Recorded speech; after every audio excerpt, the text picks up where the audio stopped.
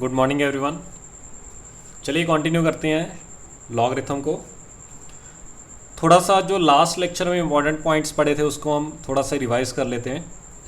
Last lecture में हमने किया था कि आपके पास log n to the base a मान लो लिखा हो, उसमें अगर n और a यानी कि जो नंबर है और उसका बेस है वो दोनों या तो 1 से ज़्यादा हों या 1 से कम हो तो आंसर हमेशा पॉजिटिव आता है। और कोई भी एक 1 से ज़्यादा है और एक 1 से कम है, या तो n ज़्यादा हो 1 से, a कम हो, या a 1 से ज़्यादा हो n कम हो, तो आंसर हमेशा क्या आता है? नेगेटिव। सिंपल सा अगर मैं बात करूँ आपसे सिर्फ इतना पूछ लिया कि log of 85 to the base 3, ये बता दो कि ये पॉजिटिव आएगा या नेगेटिव आएगा। तो हम सीधा देखेंगे इन दोनों को, अगर ये दोनों 1 से ज़्यादा हैं या 1 से कम है तो आंसर पॉजिटिव आएगा। तो ये भी 1 से ज़्यादा, ये भी 1 से ज़्यादा, तो 1 से अगर ज़्यादा हो तो आंसर क्या आएगा? पॉजिटिव। अगर आपसे इसकी वैल्यू पूछ ली जाए 83 टू द बेस 0.5, तो ये 1 से ज़्यादा है, ये 1 से कम है। अगर कोई एक 1 से ज़्यादा एक 1 से कम है तो आंसर क्या आता है? नेगेटिव। तो इसका आंसर जो भी आएगा वो क्या आएगा? नेगेटिव आएगा। तो इस तरह से हम देख सकते हैं। नेक्स्ट 2 पॉइंट्स और पढ़े थे हमने। अगर दो नंबर इक्वल हैं, x और y इक्वल है, तो उनका log भी क्या आएगा? इक्वल आएगा। बस याद रखना बेस सेम होना चाहिए। और सेम इन्वर्स है कि अगर log इक्वल है और बेस सेम है तो वो दोनों नंबर भी क्या होंगे? x और y भी क्या आएंगे? सेम आएंगे। दो चीज़ें आती फिर उसके बाद, common logarithm, natural logarithm. Common logarithm में बेस 10 होता है और नेचुरल लॉगरिथम में बेस e होता है। लास्ट लेक्चर में मैंने बताया था e आपके पास एक इरेशनल नंबर आता है, तो इसको याद रखना। अप्रॉक्सीमेट वैल्यू 2.7 के आसपास आती है इसकी। तो ये आपके पास, इसको ऐसे लिखा जाता है log x to the base e, और इसको डायरेक्टली ln x मिलेगा। और ये log x to the base 10, और मैक्सिमम टाइम आपको इसको log x और इस तरह से लिखा मिलेगा। चलिए आगे कंटिन्यू करते हैं हम।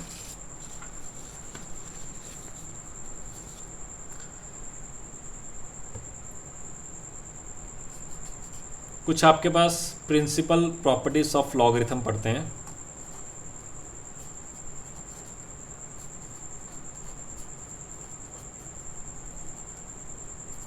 Of logarithm,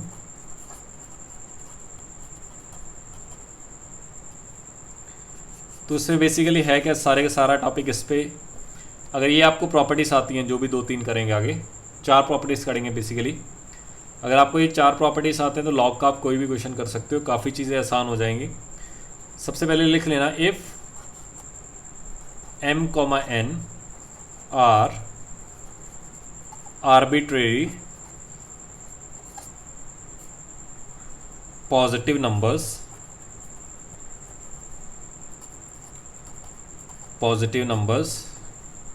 where a is greater than 0 and a is not equal to 1 and x is any real number,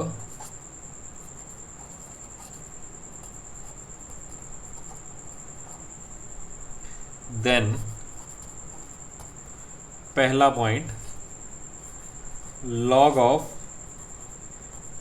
mn to the base a is equal to log m to the base a plus log n to the base a। Given क्या आपके पास? m और n क्या है? Positive real number है। m और n क्या है? Positive real number. a मेरा हो गया बेस, a क्या होना चाहिए? पॉजिटिव होना चाहिए, 0 से ज़्यादा होना चाहिए, और a क्या नहीं होना चाहिए? a 1 के इक्वल नहीं होना चाहिए, और x कोई भी रियल नंबर हो सकता है। तो log mn to the base a कितना होगा? log m plus log n to the base a। जैसे अगर आपसे पूछा जाए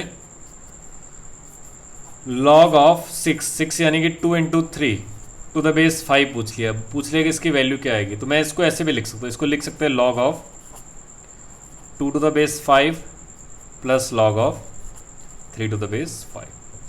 तो log m into n to the base a is equal to log m to the base a plus log n to the base a। तो इस तरह से आप लिख सकते हो। उल्टा भी लिख सकते हो। आपसे पूछा जाए कि log of 5 to the base 2 plus log of 3 to the base 2, तो log प्लस log लिखा हो, दोनों का बेस सेम हो, तो इसको आप ऐसे लिख सकते हैं log ऑफ 5 इंटू 3, इनको एक साथ ले आओ और बेस सेम रहेगा, तो log कितना बन गया, log of 50 into the base 2। इस तरह से आप लिख सकते हो। अब इसका प्रूफ भी देख लेते कैसे आता है। एक काम करो, इसको x मान लो, log of m to the base a को कितना मान लिया, x, और log of n to the base a को मान लिया y।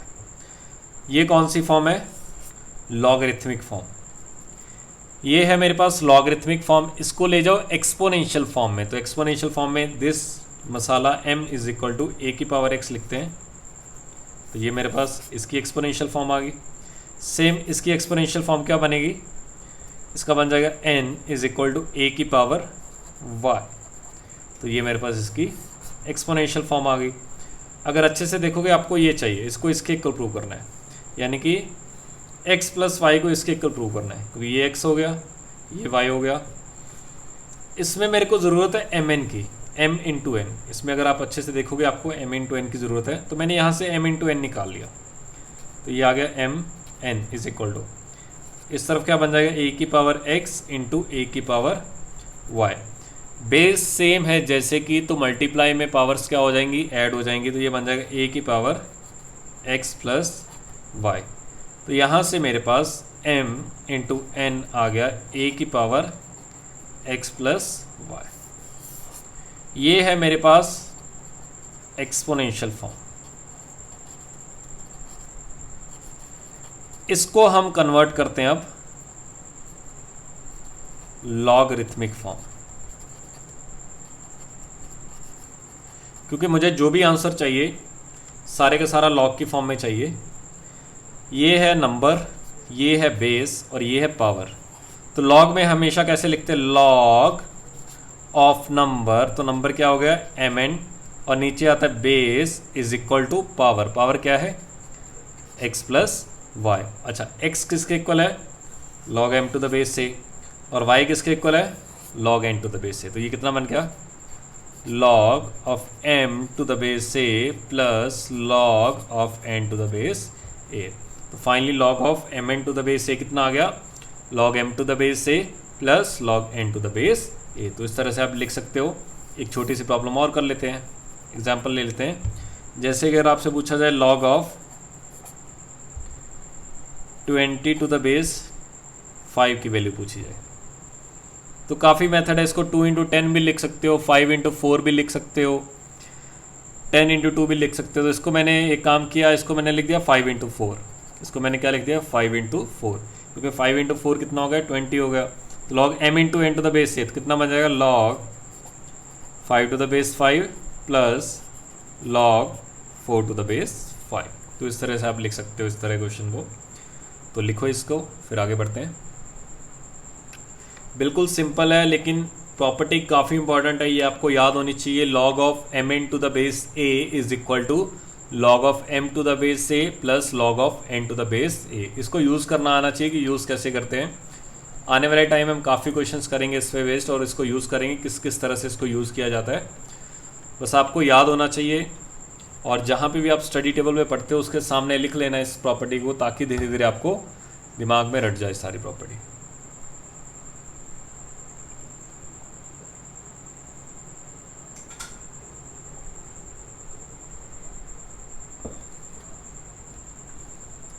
जिस तरह से यहाँ पे मल्टीप्लाई करते हैं तो यहाँ पे प्लस हो जाता है, उसी तरह एक चीज़ और आएगी। सेकेंड प्रॉपर्टी देखते हैं।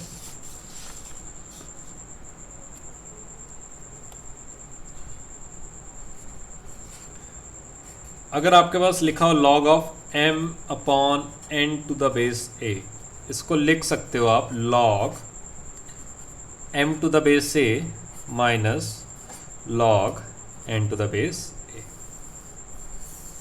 अगर यहाँ पे मल्टीप्लाई होता है, m इंटू n होता तो बीच में प्लस आता, m अपॉन n है तो बीच में माइनस आएगा। जैसे एग्जांपल ले लेते हैं कि आपसे पूछ लिया अगर log of 5 upon 2 to the base 3, इसको आप अगर कुछ और लिखना चाहते हो तो क्या लिख सकते हो।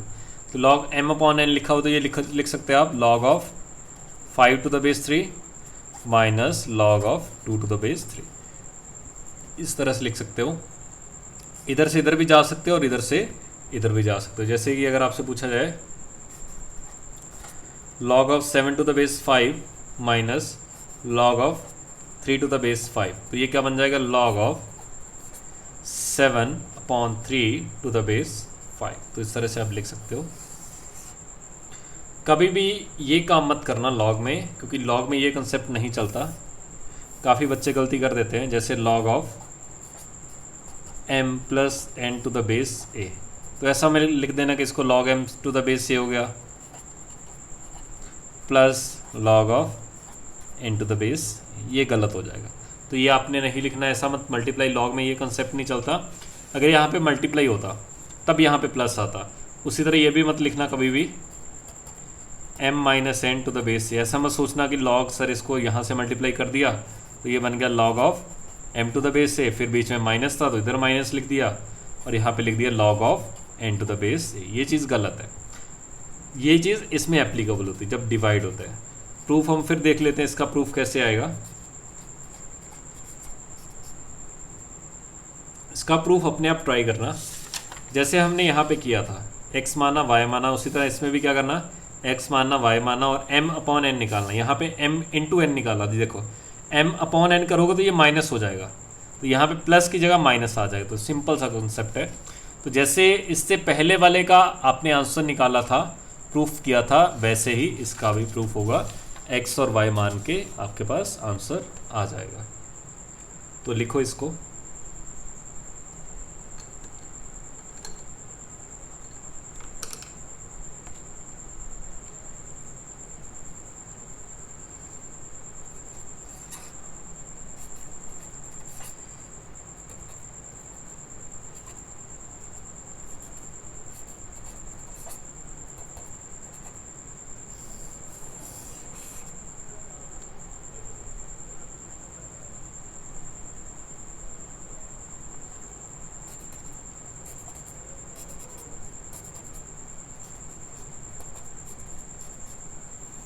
नेक्स्ट प्रॉपर्टी भी काफ़ी इंपॉर्टेंट है। अगर आपके पास ऐसा लिखा हो log of m to the base x to the base a is equal to, ये पावर जो ऊपर लिखी हुई ये हमेशा आगे आ जाती है और ये इस तरह से आप लिख सकते हो।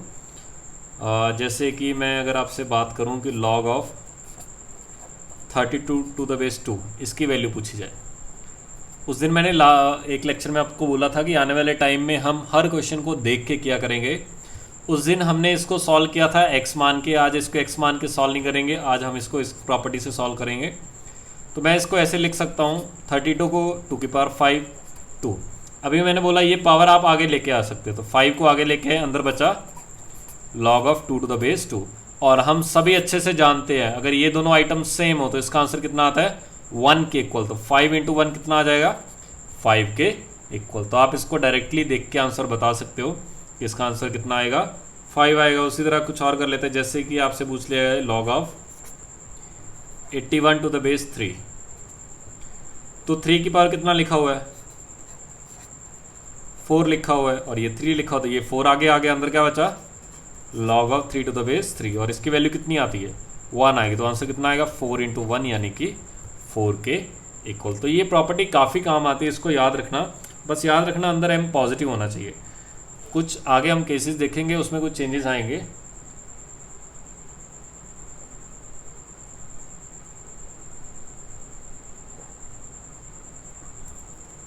ये पावर आप तभी आगे लेके आना जब यहाँ पे कांस्टेंट वैल्यू लिखी, कांस्टेंट यानी कि 2 लिखा है, 3 लिखा है, 5 लिखा है, 1.5 लिखा है। जब भी x लिखा हो यहाँ पे कुछ वेरिएबल लिखा हो तब मत लेके आना, तब मैं आप बताऊंगा आगे उसके टाइम क्या करते हैं।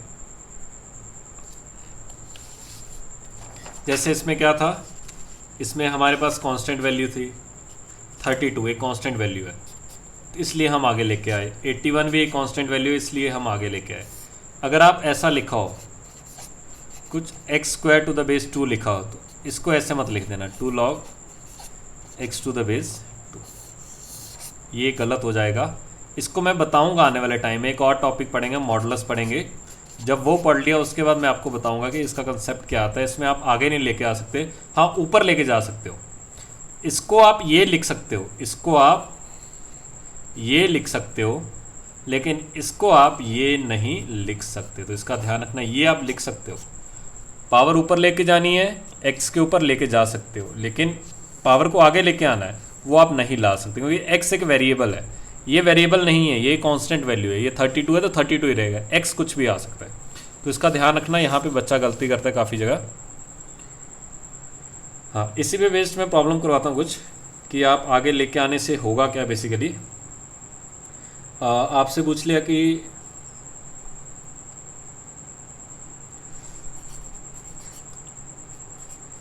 डू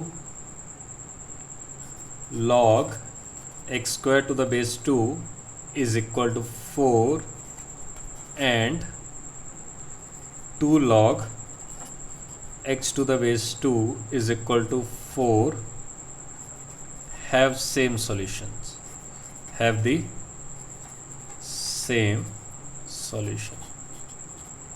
आपसे पूछ लिया गया कि क्या इस इक्वेशन के और इस इक्वेशन के सेम सॉल्यूशन है। सॉल्यूशन का मतलब x की वैल्यू सेम आ रही है क्या दोनों के लिए। तो देखो करते कैसे हैं।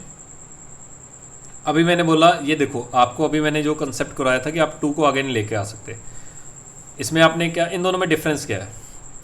इसमें आप 2 था, इस 2 को आगे लेके आ गए। अगर इन दोनों का आंसर सेम आ गया, अगर इन दोनों का आंसर सेम आ गया तो इसका मतलब ये दोनों सही हैं, आप आगे लेके आ सकते हो। लेकिन मैंने अभी बताया था कि आप आगे लेके नहीं आ सकते। अभी आपको पता भी चलेगा कि आगे लेके आने से होगा क्या। आपने क्या किया, इसको ऐसे कैसे लिखा, तो यहाँ से ये है मेरे पास, पहले मैंने इसको सॉल्व करता, पहले वाले को ये लिखा हो x square to the base 2 is equal to 4। तो ये है लॉगरिथमिक फॉर्म। एक्सपोनेंशियल फॉर्म क्या बनेंगे, x square is equal to 2 की पावर 4, 2 की पावर 4 हो गया 16, तो x square minus 16 is equal to 0। दो फैक्टर बन गए, x minus 4 into X plus 4 is equal to 0। x आ गया मेरे पास, x तो प्लस 4 एक माइनस 4। अब आपको पता है कि लॉग का जब भी आंसर निकालना है आपको हमेशा क्रॉस चेक करके देखना ही देखना है। तो इस आंसर को यहाँ पे रखो, प्लस 4 का स्क्वायर 16 माइनस 4 का स्क्वायर 16, तो ये आप दोनों के दोनों रख सकते हो। ये मेरे पास ओरिजिनल इक्वेशन थी। इसको देखते हैं। तो इसमें बेसिकली है क्या आपके पास, अभी मैंने बताया आप इसको आगे नहीं लेके आ सकते, इसको ऊपर लेके जा सकते हो। तो इसको जब पहले मेरे पास क्या लिखा हुआ है, 2 log x to the base 2 is equal to 4, इस 2 को ऊपर लेके गए, ये बनेगा log x square to the base 2 is equal to 4। तो यहाँ से x स्क्वायर आ जाएगा 2 की पावर 4 जो कि होगा 16, तो x स्क्वायर माइनस 16 आ गया 0। x minus 4 into X plus 4 should be equal to 0। यहाँ से x की वैल्यू एक तो 4 आएगी या फिर x आ जाएगा माइनस का 4। अब असल इक्वेशन तो मेरे पास ये थी। अब एक बार तो 4 रखो, तो लॉग के अंदर आप 4 रख सकते हो, पॉजिटिव नंबर रख सकते हो।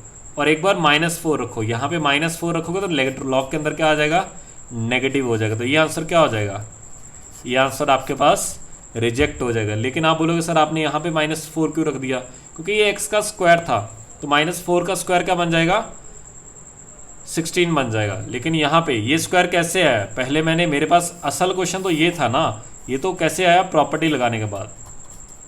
तो जो आपके पास ओरिजिनल फॉर्म है, ये मेरे पास कौन सी फॉर्म थी, ओरिजिनल फॉर्म थी। इसमें ये कौन सी फॉर्म थी, ओरिजिनल फॉर्म थी। तो मुझे हमेशा ही ओरिजिनल फॉर्म को देखना है। अगर मैं ओरिजिनल फॉर्म के बाद कुछ प्रॉपर्टी लगा के आता हूँ तो वो मेरे पास चीज़ें अलग हो जाएंगी। तो मुझे हमेशा किसको देखना है, जो भी आंसर क्रॉस चेक करना है लॉगरिथम में, वो हमेशा और हमेशा मेरे को ओरिजिनल फॉर्म जो उसकी है उसमें ही चेक करना है। तो इसका ध्यान रखना सभी। तो लिखो इसको,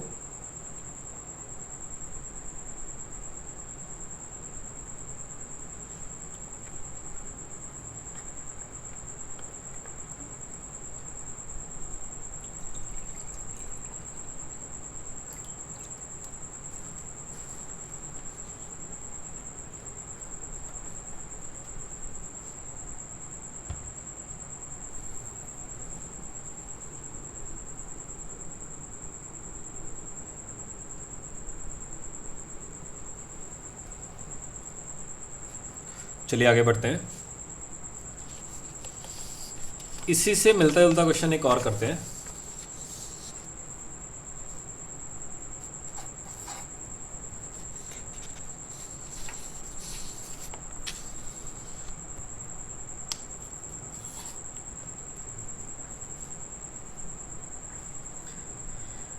प्रॉब्लम यही है, दो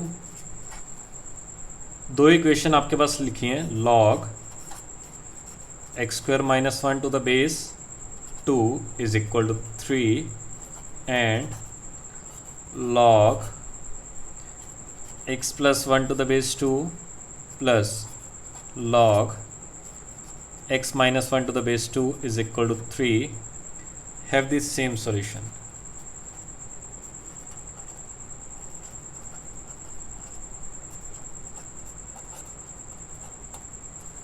आपसे पूछ लिया गया कि जो ये मेरे पास दो इक्वेशन लिखी हुई हैं, एक इक्वेशन तो ये लिखी हुई और एक इक्वेशन ये लिखी हुई, क्या इन दोनों का सॉल्यूशन सेम है या नहीं। अभी मैंने आपको प्रॉपर्टी बताई थी कि log of m to the base a plus log n to the base a, जब ये बीच में प्लस हो तो ये मल्टीप्लाई में चला जाता है। इस तरह से आप लिख सकते हो log of mn to the base a। तो अगर आप इसकी बात करो, बीच में क्या आ रहा है, प्लस आ रहा है, और दोनों का बेस क्या है, सेम है। यहाँ पे बेस क्या होना चाहिए, सेम। तो बीच में प्लस है तो आप इस तरह से लिख सकते हो। तो इसको आप लिख सकते हो log दिस इंटू दिस, तो x plus 1 into X minus 1, तो ये बन जाएगा X square minus 1 to the base 2 is equal to 3। अच्छा, तो ये मेरे पास इसको सॉल्व करने के बाद ये आ जाएगा। अच्छा, मैं पहले ये था मेरे पास इक्वेशन नंबर 1, ये था इक्वेशन नंबर 2। तो सबसे पहले मैं एक काम करता हूँ, इक्वेशन नंबर 1 को सॉल्व कर लेता हूँ। इक्वेशन नंबर 1 क्या है, log X square minus 1 to the base 2 is equal to 3।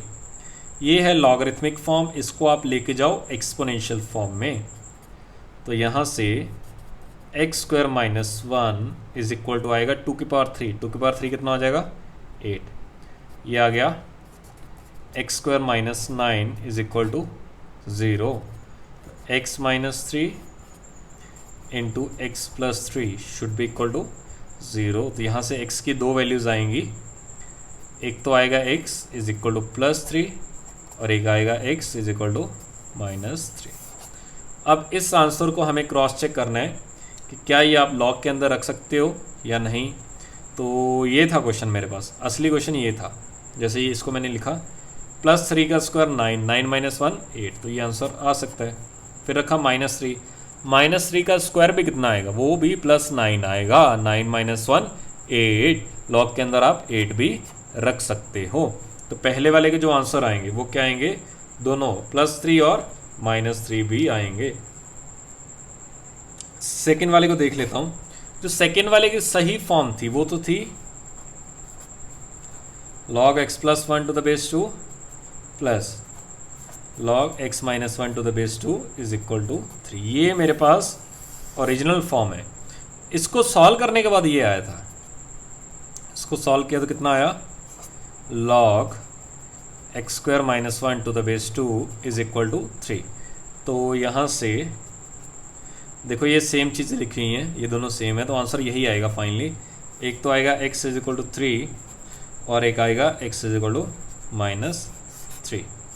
अब हमें चेक करना है कि क्या ये दोनों आंसर आ सकते हैं या नहीं। तो मैं हमेशा ओरिजिनल फॉर्म में चेक करूँगा, इसमें 2 में, यानी कि इसमें चेक करेंगे। तो एक बार प्लस 3 रखा तो 3 प्लस 1 4 सही है, और 3 माइनस 1 2, तो लॉग के अंदर 4 भी आ सकता है 2 भी आ सकता है, ये आंसर आएगा। माइनस 3 रखो, minus 3 plus 1, minus 3 plus 1 minus 2, तो लॉग के अंदर कभी भी नेगेटिव नंबर आ ही नहीं सकता, तो हमें इसका ध्यान रखना पड़ेगा। तो ये दोनों चीज़ें अलग अलग हैं बिल्कुल, ये और ये, क्योंकि ये यहाँ से यहाँ गया, एक फॉर्मूले का अप्लाई किया हमने। तो आपको इस चीज़ का ध्यान रखना पड़ेगा कि जब भी यहाँ पे वेरिएबल लिखा है, एक्स वाली चीज़ें लिखी हैं, तो आप उसमें फॉर्मूला अप्लाई नहीं कर सकते। लेकिन अगर करना भी है तो कुछ चीज़ों का ध्यान रखना पड़ेगा, वो मैं आगे चल के बताऊँगा कि आपको किन चीज़ों का ध्यान रखना है। अभी के लिए इतना लिखो, फिर आगे बढ़ते हैं।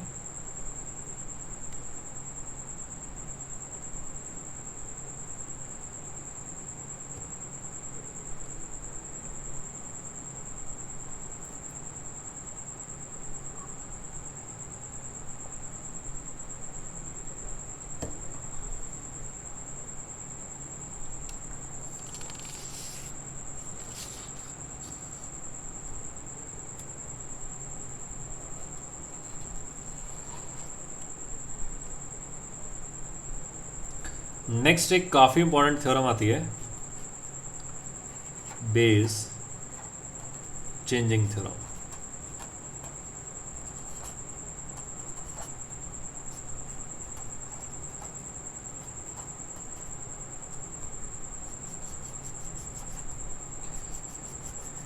सबसे पहली बात इसकी डेफिनेशन लिख लेते हैं। बेस चेंजिंग थ्योरम की डेफिनेशन है वो क्या है? Base changing theorem can be stated as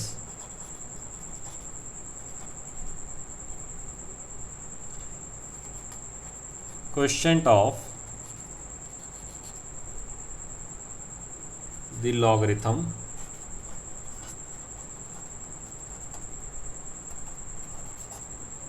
of two numbers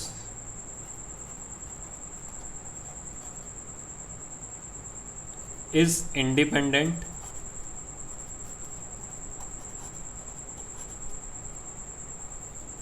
of their common base, is independent of their common base। तो ये आप इस तरह से लिख सकते हो। इसका आप इसको भूल जाओ जो भी लिखा है, इसका मतलब देखो मतलब क्या है इसका। इसका जो मीनिंग है, इसका सिंबॉलिकली जो मीनिंग होगा,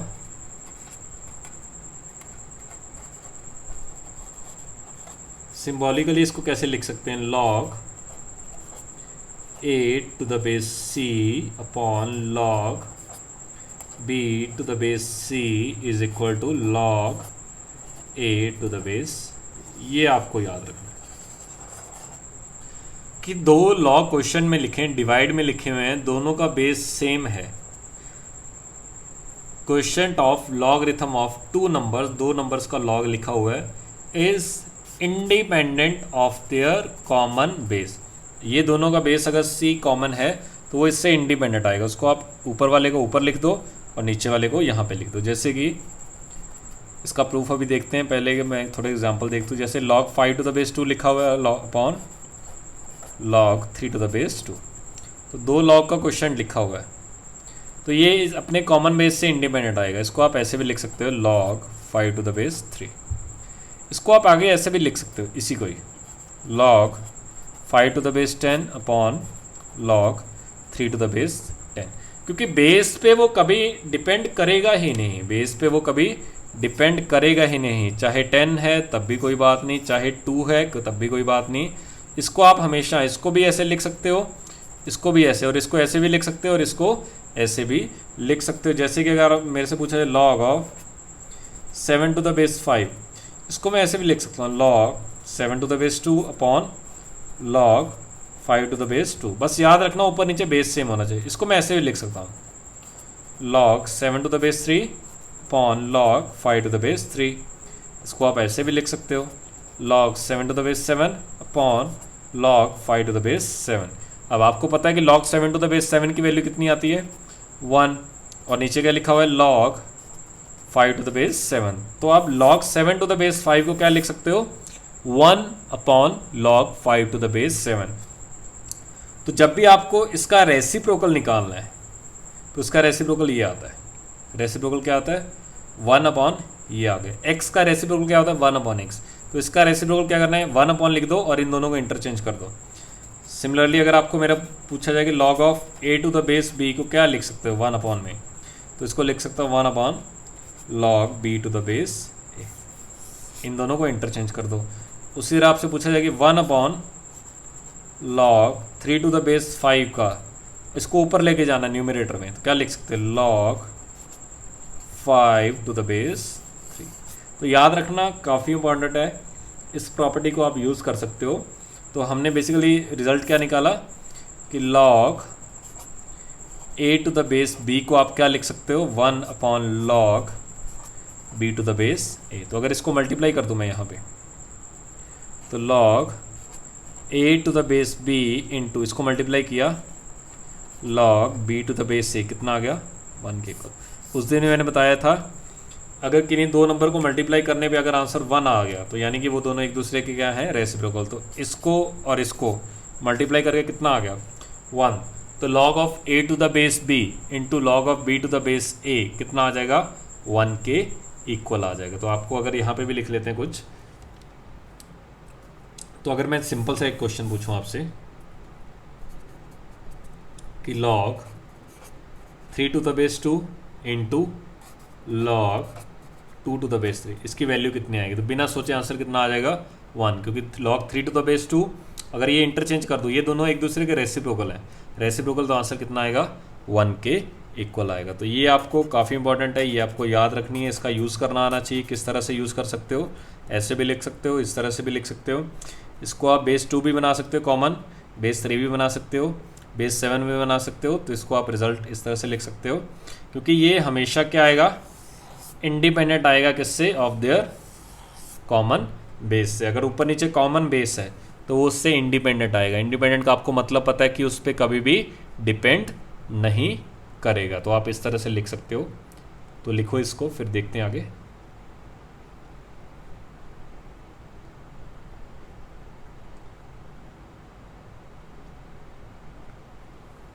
बेसिकली आपको इसमें एक तो ये देखना है, एक ये याद रखना है, एक आपको ये याद होना चाहिए और एक ये होना चाहिए कि log a to the base b का रेसिप्रोकल क्या होता है? log b to the base से। log a to the base b into log b to the base से कितना होता है? ये 1 के इक्वल आता है। तो ये चीज़ें आपको याद होनी चाहिए अच्छे से।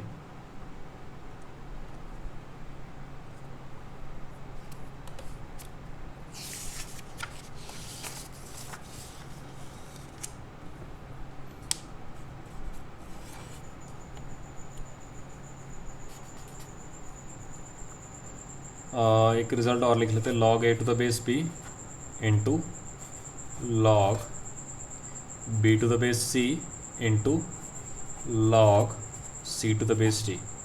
इस तरह क्वेश्चन आपके पास लिखे होंगे। log a to the base b, ये दोनों चीज़ें सेम है, इसमें ये दोनों चीज़ें सेम है, तो इसका आंसर आता है log a to the base d। पहले बता देता हूँ कि इसको आपने थोड़ा सा देखना कैसे, याद कैसे करना है। ये बेसिकली होगा क्या? ये दोनों ए बी, ये दोनों चीज़ें सेम है, ये दोनों चीज़ें सेम है, तो ये कैंसिल हो जाती हैं। ऊपर ए बचता है, नीचे डी बचता है। तो ऊपर ए बचता है, नीचे डी बचता है। आता कैसे है? देखो, इसको आप बेस चेंज थ्योरम से ऐसे लिख सकते हैं, log of a to the base, कुछ भी आप लिख लो, एक्स लिख लो।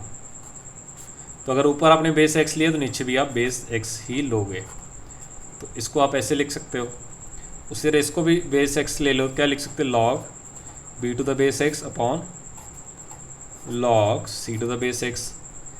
उसी तरह इसमें भी बेस सेम ले सकते हो। तो इसमें आप लिख सकते हो log c to the base x upon log d to the base x। अगर आप मल्टीप्लाई करोगे तो ये शांत हो जाएगा, ये शांत हो जाएगा। बचेगा क्या? एक तो ये बचेगा और एक ये डिनोमिनेटर में बचेगा। तो आएगा क्या?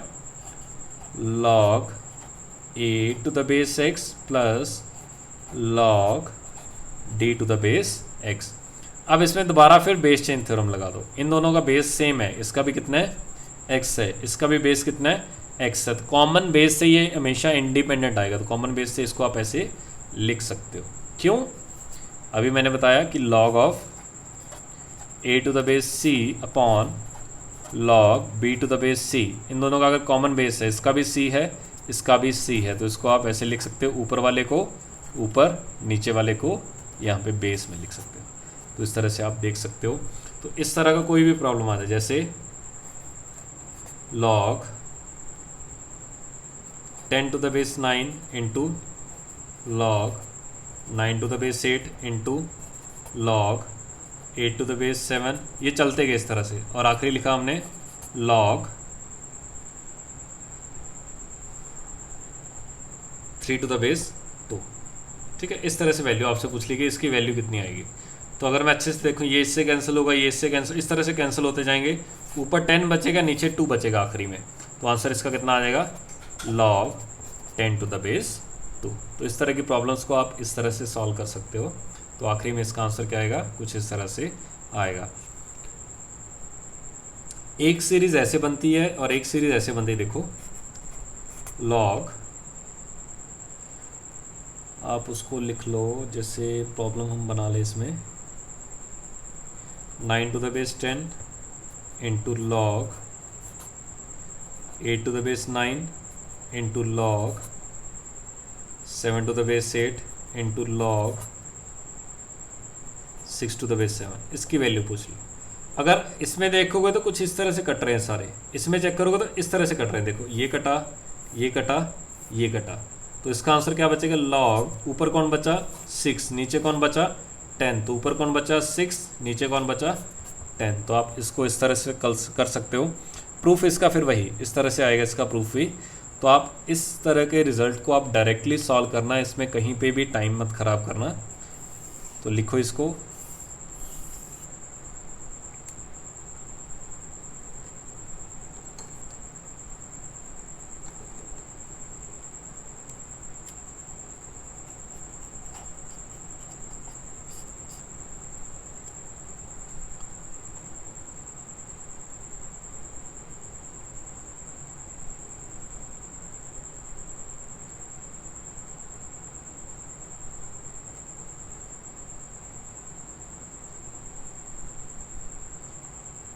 फिर नोट में एक पॉइंट लिख लेते हैं कि log 3 to the base pi and log pi to the base 3।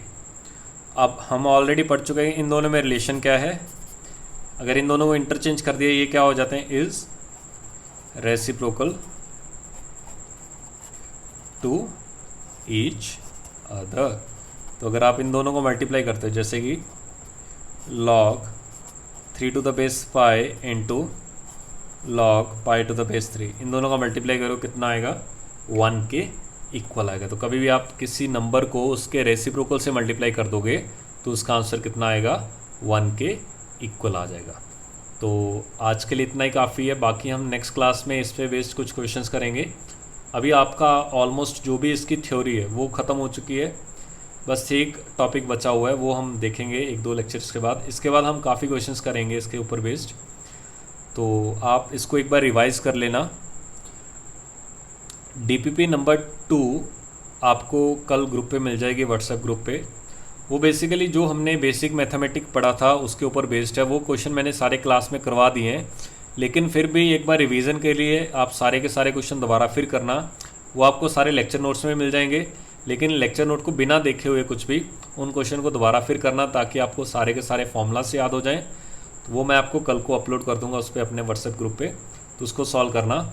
और जो DPP नंबर 1 के जिन स्टूडेंट्स के जो भी डाउट्स हैं आपने उस दिन सॉल्व की थी, वो एक बार ग्रुप पे डाल देना कि आपके ये क्वेश्चन वाले डाउट हैं सिर्फ, तो मैं सिर्फ उन क्वेश्चंस को डिस्कस कर दूंगा अपने नेक्स्ट लेक्चर में। तो जो भी नेक्स्ट लेक्चर आएगा, एक तो हम उसमें DPP नंबर 1 को डिस्कस करेंगे, और उसके अलावा जो आज हमने पढ़ी हैं प्रॉपर्टीज़, इसके ऊपर बेस्ड जो भी क्वेश्चंस आएंगे उनको देखेंगे अच्छे से। तो मिलते हैं नेक्स्ट क्लास में।